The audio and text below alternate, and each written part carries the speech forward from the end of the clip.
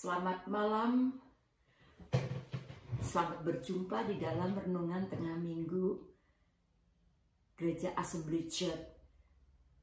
Mari kita berdoa sebelum kita memulai mulai renungan pada malam hari ini.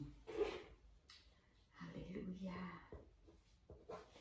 Bapa di surga, kami datang kepadamu ya Tuhan. Layakkanlah kami semua ya Tuhan. Layakkan hamba-Mu untuk menyampaikan firman kebenaran kepada jemaat-Mu. Layakkan anak-anak-Mu untuk datang di hadirat-Mu mendengar suara-Mu ya Tuhan. Karena Engkau Allah yang kudus, kami datang menghadap Engkau karena kami percaya melalui darah Yesus kami boleh datang sebagai anak kepada Engkau ya Tuhan. Terangi hati dan pikiran kami sehingga kami bisa mengerti apa yang disampaikan pada malam hari ini. Dan urapi hamba-Mu yang banyak kekurangan, biar apa yang disampaikan menjadi kekuatan bagi jemaat-Mu, menjadi pedoman bagi hidup mereka. Roh Kudus sendiri yang bekerja dalam hati kami masing-masing. Terima kasih Tuhan, kami serahkan ke dalam tangan-Mu, di dalam nama Tuhan Yesus kami berdoa mengucap syukur. Amin. Puji Tuhan, saudara sekalian, tema yang diberikan kepada saya untuk bulan April ini ialah tentang Roh Kudus, dan saya akan menyampaikan malam ini dengan judul Roh Kudus sebagai materai dan jaminan dari Allah. Saudara sekalian, Roh Kudus itu siapakah? Roh Kudus adalah satu pribadi dari tiga Tritunggal Allah.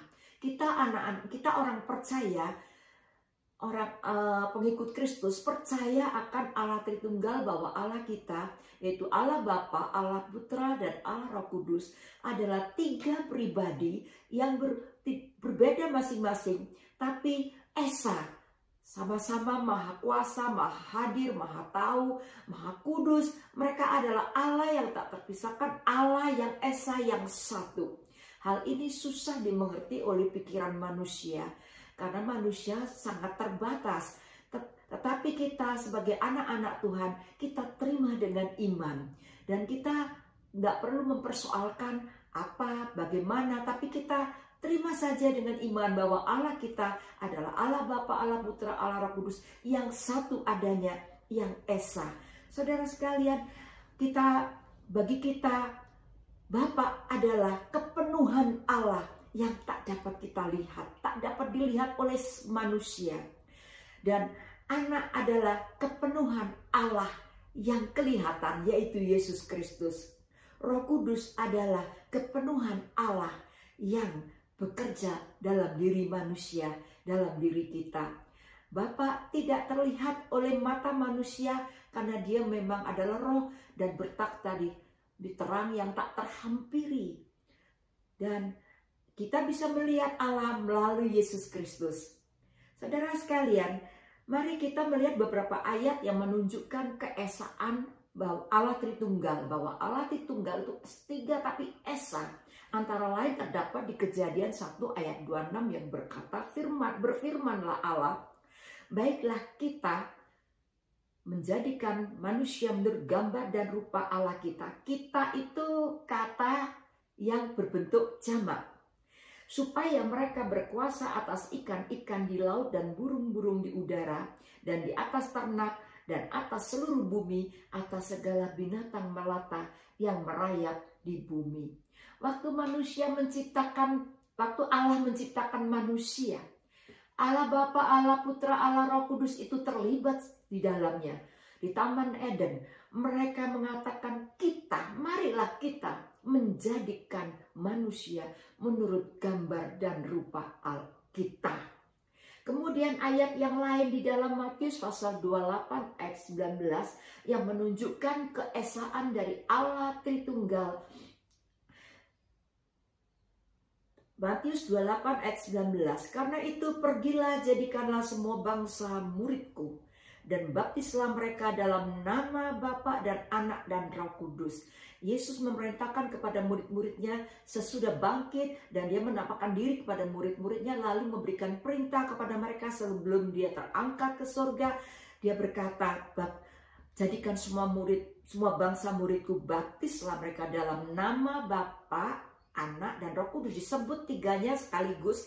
Dan di dalam bahasa asli Alkitab, bahasa Greek Yunani, baptislah mereka dalam nama itu adalah tunggal, saudara sekalian. Jadi Allah Bapa, Allah Anak, Allah Kudus, 3 pribadi, tapi tunggal. Dalam nama bentuk tunggal, dalam nama 3 pribadi itu. Jadi hal ini menunjukkan 3 pribadi dari Allah Tritunggal itu esa adanya. Kemudian ada kata-kata lain di dalam beberapa ayat di Alkitab yang menunjukkan bahwa baik Allah Bapa maupun Allah Anak, Yesus Kristus maupun Roh Kudus itu Allah. Allah yang sejajar, Allah yang tidak terpisahkan satu sama lain, Allah yang esa. Di dalam beberapa ayat di Alkitab, istilah Allah itu menunjukkan kepada Bapa, Allah Bapa. Kemudian di beberapa ayat lainnya juga kata istilah atau kata anak, kata Allah itu menunjuk kepada anak Allah, yaitu Yesus Kristus. Kemudian di beberapa ayat yang lain di Perjanjian Baru, kata Allah itu menunjukkan kepada Roh Kudus. Jadi saudara sekalian, para rasul waktu diberitahukan Roh Kudus, mereka mengatakan Allah memberitahukan kami. Jadi kita nggak usah pusing bagaimana membedakan, nggak usah membedakan. Waktu kita menyebut Tuhan itu Tuhan itu kita tahu bahwa Tuhan itu ya Allah yang tak terlihat oleh mata. Tuhan itu ialah Yesus Kristus yang terlihat oleh kita, dan Allah itu ada, Tuhan itu adalah Roh Kudus yang tinggal dalam hati kita, memimpin hidup kita. Saudara sekalian, di dalam pelaksanaan perencanaan keselamatan bagi manusia, 3 pribadi yang esa ini, Allah Bapa, Allah Putra, Allah Roh Kudus, terlibat semuanya untuk bekerja demi kita, demi keselamatan kita. Kita dapat melihat di dalam Yohanes pasal 14 ayat yang ke-16. Aku minta kepada Bapa, dan Ia akan memberikan kepadamu seorang penolong yang lain, supaya Ia menyertai kamu selama-lamanya. Yesus berkata, terlibat Yesus akan meminta kepada Bapa, ada Bapa, supaya Ia memberikan kepadamu seorang penolong. 3 pribadi, penolong itu adalah Roh Kudus. Jadi 3 pribadi, mereka bekerja di dalam melaksanakan perencanaan keselamatan manusia. Bapa mengirim anaknya karena kasihnya akan manusia berdosa, mengirim anaknya untuk menjadi jalan pendamaian. Karena kasihnya, anak Allah menjelma menjadi manusia Yesus Kristus. Dia rela mati di kayu salib, gantikan kita untuk menanggung semua hukuman dosa bagi kita. Kemudian Yesus menjanjikan Roh Kudus. Dia akan minta kepada Bapa supaya dikirim Roh Kudus menjadi penolong bagi kita. Karena Dia berjanji bahwa Dia tidak akan meninggalkan kita sebagai yatim piatu, tetapi Dia akan memberikan penolong, pendamping kepada kita, penghibur dan sebagainya. Ya, itulah Roh Kudus. Saudara sekalian, jadi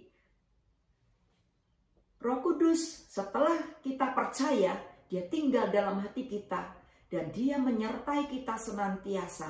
Kita bisa menyertai kita senantiasa dan menjadi pemimpin bagi kita, penolong bagi kita. Banyak pekerjaan yang dilakukan Roh Kudus bagi kita, orang percaya. Disebut pembimbing, penghibur, penolong, Dia yang memberi hikmat, yang memimpin kepada kebenaran dan sebagainya. Banyak pekerjaan dilakukan, tapi malam ini kita akan belajar 2 hal yang dikerjakan oleh Roh Kudus, yaitu Roh Kudus sebagai meterai dan jaminan kita. Kita melihat di dalam Efesus pasal 1 ayat 13. Efesus pasal 1 ayat 13. Di dalam Dia, yaitu di dalam Kristus Yesus, kamu juga, karena kamu telah mendengar firman kebenaran yaitu keselamatan, yaitu Injil keselamatan. Di dalam Dia kamu juga ketika kamu percaya dimeteraikan dengan Roh Kudus yang dijanjikannya itu. Roh Kudus dikaruniakan kepada kita sebagai meterai keselamatan kita.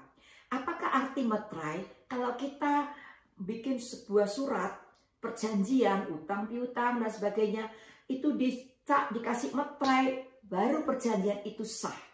Waktu kita bikin paspor itu ada meterainya. Zaman sekarang nggak tahu pakai elektrik, kita nggak tahu, tapi ada meterainya, sah bahwa kita ini adalah warga dari negara mana. Nah, saudara sekalian, Roh Kudus itu jadi meterai di dalam hati kita sebagai bukti bahwa kita ini adalah warga kerajaan Allah. Saudara sekalian, ada sebuah ilustrasi di depan pintu gerbang surga. Ada orang di situ yang mau masuk, tapi nggak semuanya bisa masuk. Ada orang yang baik, tapi ada orang yang jahat. Dia nggak bertobat, nggak ada tanpa materai Roh Kudus, nggak bisa masuk. Kemudian orang baik selama hidupnya, tapi nggak ada materai Roh Kudus karena dia nggak percaya Kristus, nggak bisa masuk. Dia harus nunggu sampai waktunya nanti aras putih pengadilan penghakiman terakhir pada waktu langit dan bumi dilenyapkan. Kemudian ada orang yang berdosa tapi sudah dibenarkan karena dia percaya Yesus. Di dalamnya ada meterai Roh Kudus dan dia bisa masuk ke dalamnya. Jadi saudara sekalian, ada hubungan yang erat antara Injil keselamatan dengan Roh Kudus sebagai meterai. Tanpa Roh Kudus jadi meterai dalam hati kita, tak seorang pun bisa diselamatkan. Jadi hanya kalau kita ada meterai dalam hati kita, maka kita memperoleh keselamatan kekal di dalam kehidupan di sorga. Saudara sekalian, bagaimana kita dapat memperoleh meterai keselamatan itu? Di dalam Kisah Rasul disebutkan, Kisah Rasul pasal 2 ayat 38 sampai 39. Banyak orang bertanya kepada Petrus, bagaimana supaya kita selamat? Jawab Petrus kepada mereka, bertobatlah dan hendaklah kamu masing-masing memberi dirimu dibaptis dalam nama Yesus Kristus untuk pengampunan dosamu, maka kamu akan menerima karunia Roh Kudus. Sebab bagi kamulah janji itu dan bagi anak-anakmu dan bagi orang yang masih jauh, yaitu sebanyak yang akan dipanggil oleh Tuhan Allah kita. Janji itu bagi orang Israel, tapi nggak semuanya menerima. Bagi anak-anakmu juga, bagi keturunannya yang mau menerima Yesus sebagai juru selamat, dan bagi orang yang masih jauh sebanyak akan dipanggil oleh Tuhan Allah kita. Siapakah orang-orang yang masih jauh itu? Ialah orang-orang yang di kemudian dan orang-orang yang ada sekarang. Saudara, apabila di antara saudara yang menonton YouTube saat ini belum menerima Kristus, tawaran keselamatan itu diberikan kepada saudara melalui Yesus Kristus. Saudara disadarkan oleh Roh Kudus. Roh Kudus akan menyadarkan kita sebagai manusia berdosa, saudara sebagai orang berdosa. Dan apabila saudara berbalik dan menerima Yesus sebagai juru selamat dan memberi diri dibaptis di dalam nama Yesus, maka saudara akan diselamatkan. Dan Roh Kudus akan dikaruniakan, diberikan kepada saudara sebagai materai keselamatan. Dan saudara akan dipimpin terus sampai akhir hidup saudara, sampai bertemu dengan Yesus dalam kehidupan kekal. Oleh sebab itu, mari saudara yang belum percaya, saudara menerima Yesus sebagai juru selamat. Cari orang-orang Kristen, pergi ke gereja setempat di mana yang mengajarkan Alkitab secara benar. Saudara boleh bergabung di situ dan hidup bersama-sama dengan anak-anak Tuhan yang lain. Saudara akan menjadi anak Tuhan setelah saudara percaya dan menerima Kristus sebagai juru selamat. Saudara sekalian, karena dibaptis di dalam nama Yesus, karena keselamatan hanya ada di dalam Kristus. Di dalam Kisah Rasul 4:12 dikatakan bahwa tidak ada keselamatan di dalam siapapun juga selain di dalam Dia, yaitu Yesus Kristus. Sebab di bawah kolong langit ini tidak ada nama lain yang diberikan kepada manusia yang olehnya kita dapat diselamatkan. Saudara sekalian, caranya ialah bertobat, dibaptis dalam nama Yesus dan menerima Roh Kudus. Maka kita akan menerima meterai Roh Kudus itu, meterai keselamatan di dalam hati kita. Saudara sekalian, di dalam menjalani hidup keselamatan ini, kita disertai oleh seorang penolong. Di dalam seorang penolong, yaitu Roh Kudus yang menolong kita, menguatkan iman kita, menunjukkan mana yang benar dan yang salah, memberi hikmat untuk hidup dengan benar di hadapan Tuhan, untuk hidup terus-menerus di dalam iman yang bertumbuh. Oleh sebab itu, Efesus menasehatkan di dalam pasal 4 ayat 30, Efesus 4:30 berkata demikian, dan janganlah kamu mendukakan Roh Allah yang telah memeteraikan kamu menjelang hari penyelamatan. Oleh sebab itu saudara sekalian, janganlah kita sudah terima Tuhan, Roh Kudus meteraikan, tapi kita masih tetap hidup dalam dosa dengan sengaja, masih suka kepada dosa, masih senang kepada dosa. Kita mendukakan Roh Kudus. Kalau Roh Kudus didukakan terus-menerus, saudara, itu berbahaya sekali. Kita lama-lama bisa meninggalkan karunia keselamatan dari Tuhan. Kita akan hidup di luar keselamatan karena kita merasa nggak apa-apa berbuat dosa. Sama saja berbuat dosa, nggak berdosa, sama saja jadi orang dunia dengan orang Kristen. Saudara, itu berbahaya sekali. Maka kita lama-kelamaan akan lepas dari kasih karunia Tuhan, akan lepas dari keselamatan Tuhan. Kita tidak mau lagi percaya kepada Tuhan Yesus. Itu berarti kita menyangkali Roh Kudus. Kita tidak mau lagi Roh Kudus.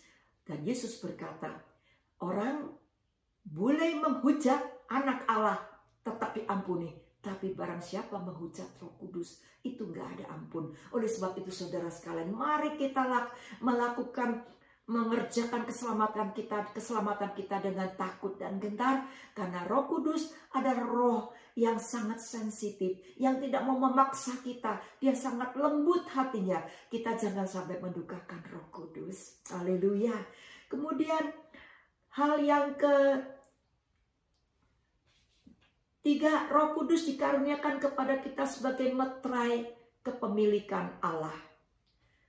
Saudara sekalian, arti menjadi milik Allah ialah kita hidup di dalam perlindungan Allah.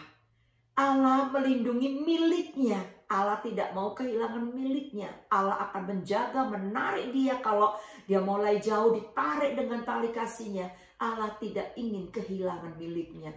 Dan Allah selalu melindungi dimanapun berada.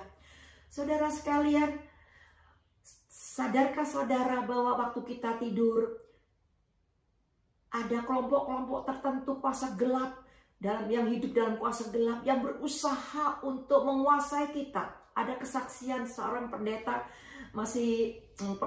seorang pendeta pernah khotbah di gereja kita dulu di Petersian. Pendeta Eko di Hidayat bersaksi, dia dulu dukun, suhu, dia main magic, luar biasa ilmunya. Dia suka mainin orang, kalau orang tidur dimainkan itu jiwanya, rohnya. Kalau dia nggak suka dikerjakan. Ada orang yang suruh dia ngerjakan musuhnya, dia kerjakan. Suatu ketika dia diinjili sama pendeta di dekat rumahnya. Dia nggak suka sama pendeta itu karena berkali-kali datengin, diajak ngomong, diceritain tentang Yesus. Dia bilang, malam ini saya kerjain kamu, katanya. Jadi pada malam hari menurut Pak Eko Hidayat, dia mulai keluarkan ilmunya. Dia mulai masuk ke dalam pendeta itu yang sedang tidur, tapi dia di rumahnya. Dan dia masuk melalui kuasa gelap untuk mau mempermainkan musuhnya, rohnya pendeta itu dibikin gelisah dan sebagainya. Waktu dia mulai masuk dalam rumah, melalui kuasa gelap, mulai masuk ke dalam roh, ke dalam jiwanya pendeta itu. Ada terang yang luar biasa, yang terang sekali, sehingga dia nggak tahan, dia mental, saudara. Kemudian dia tanya sama pendeta itu, kamu punya ilmu apa? Belajar di mana? Kok ilmu kamu lebih tinggi dari ilmu saya? Pendeta ini mengerti, Roh Kudus yang dimeteraikan di dalam dirinya itu adalah meterai kepemilikan. Siapapun yang mau mengganggu anak-anak Tuhan, Tuhan menjaga, melindungi. Sehingga pendeta Eko Hidayat waktu itu dia nggak tahan melihat sinar itu diserang oleh sinar itu. Saudara sekalian, akhirnya dia bertobat dan menjadi hamba Tuhan yang dipakai oleh Tuhan untuk melepaskan pelepasan orang-orang dari kuasa gelap. Puji Tuhan. Saudara sekalian, arti menjadi milik Tuhan itu adalah Allah berhak penuh atas hidup kita. Oleh sebab itu kita nggak bisa lagi hidup dengan cara mengikuti kemauan daging kita, tapi kita hidup untuk mengikuti pimpinan Tuhan. Roh Kudus dikirimkan supaya memimpin kita. Di dalam Yesaya 30 ayat 21 dikatakan bahwa dan telingamu akan mendengar perkataan ini di belakangmu. Inilah jalan, berjalan dan mengikutinya. Entahkah engkau menganan atau mengiri. Roh Kudus itu diberikan untuk memimpin hidup kita di dalam jalan kebenaran. Oleh sebab itu saudara sekalian, biarlah kita dengar-dengaran akan suara Roh Kudus. Roh Kudus akan bicara kepada kita melalui firman Allah. Yang disampaikan oleh Roh Kudus adalah firman Allah, adalah janji Allah, adalah janji Yesus. Oleh sebab itu saudara sekalian, marilah kita menghargai karunia dari surga yang luar biasa ini. Dialah Allah sendiri yang turun dan tinggal di dalam hati kita, dalam hidup kita yang banyak gak layaknya ini. Dia rela tinggal, Allah yang Maha Kudus itu. Allah Roh Kudus mau menemani kita. Oleh sebab itu, marilah kita menyenangkan hatinya dengan dengar-dengaran akan nasihatnya, akan peringatannya. Kemudian saudara sekalian, Roh Kudus dikaruniakan kepada kita yang bagian keempat. Dikaruniakan kepada kita sebagai jaminan kesetiaan Allah akan semua yang telah disediakan bagi kita.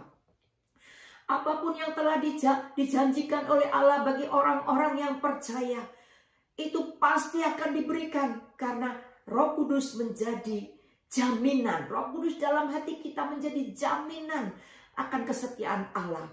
Kita perlu apa? Perlu perlindungan. Tuhan tepati janjinya. Kita perlu keselamatan kita. Tuhan jaga terus sampai akhir hidup kita. Selama kita tidak meninggalkan kasih karunia Tuhan, Tuhan akan jaga terus. Oleh sebab itu bertahan sekalipun banyak percobaan, banyak persoalan, tetap setia ikut Tuhan karena Allah itu setia. Roh Kudus yang menjadi jaminan.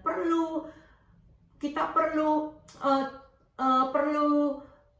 kecukupan. Janji Tuhan tentang pemeliharaan kita, Tuhan akan tepati. Tuhan pasti tepati karena Roh Kudus lah yang dalam hati kita jadi jaminan. Tetapi carilah dahulu kerajaan Allah dan kebenarannya, maka semuanya itu akan ditambahkan kepadamu. Matius 6:33. Carilah kerajaan Allah dan kebenarannya. Hidup di dalam kehendak Allah. Cari kebenaran. Dipimpin oleh Kudus. Minta Roh Kudus mimpin ke dalam kebenaran dan kebenaran. Maka semuanya itu gak usah khawatir. Akan ditambahkan sama Tuhan. Diberikan bahkan ditambahkan. Kekuatan kita perlu kekuatan dalam badai kehidupan. Roh Kudus memberikan kekuatan kepada kita.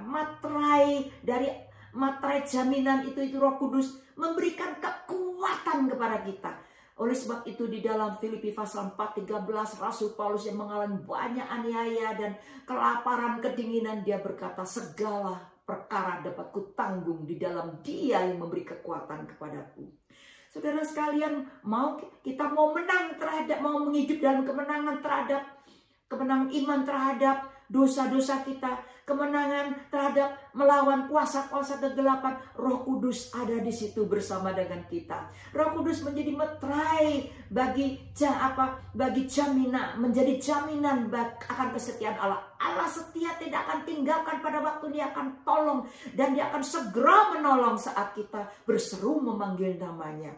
Saudara sekalian, di dalam Yesaya pasal 54 ayat 10, janji Tuhan, janji Tuhan, kesetiaan Tuhan. Sebab biarpun gunung-gunung beranjak dan bukit-bukit bergoyang, tetapi kasih setiaku tidak akan beranjak daripadamu, dan perjanjian damaiku tidak akan bergoyang.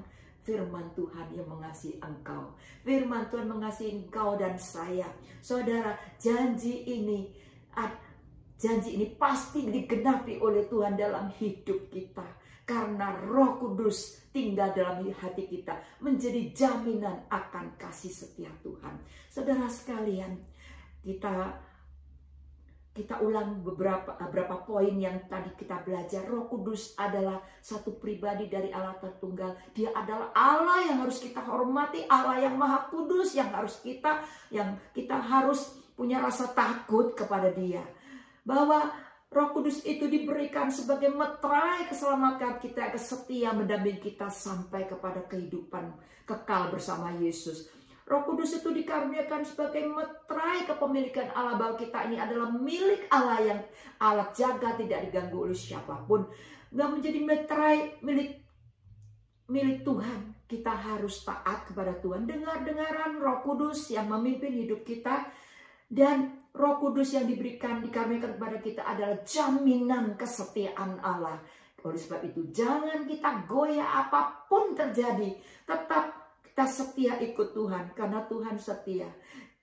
Karena Dialah segala-galanya bagi kita. Jangan kita lepaskan supaya kita berada di dalam jalan keselamatan, dari dalam kemenangan demi kemenangan, berjalan semakin lama semakin kuat menghadap Allah di dalam kehidupan kekal. Puji Tuhan, mari kita berdoa bersama-sama. Bapa di surga, kami mengucap syukur Tuhan untuk firman-Mu pada malam hari ini, menyadarkan kami bahwa Roh yang kudus, Roh yang baik, Roh yang lembut ada bersama dengan kami. Ajar kami ya Tuhan untuk takut akan Engkau, menghormati Engkau, dan takut untuk berbuat dosa ya Tuhan, supaya kami hidup benar dan menyenangkan hati-Mu, sehingga kami boleh ya Tuhan semakin kuat menyenangkan Roh Kudus. Waktu kami hidup semakin lama semakin kuat imannya, menyenangkan Tuhan kami, menyenangkan Engkau ya Tuhan. Terima kasih Tuhan, terima kasih. Kami serahkan firman-Mu ini ke dalam tangan-Mu, bekerja lebih lanjut dalam hati jemaat-Mu dan para pendengar dari firman Tuhan ini. Di dalam nama Tuhan Yesus kami berdoa mengucap syukur. Amin. Puji Tuhan, selamat malam, Tuhan memberkati. Haleluya.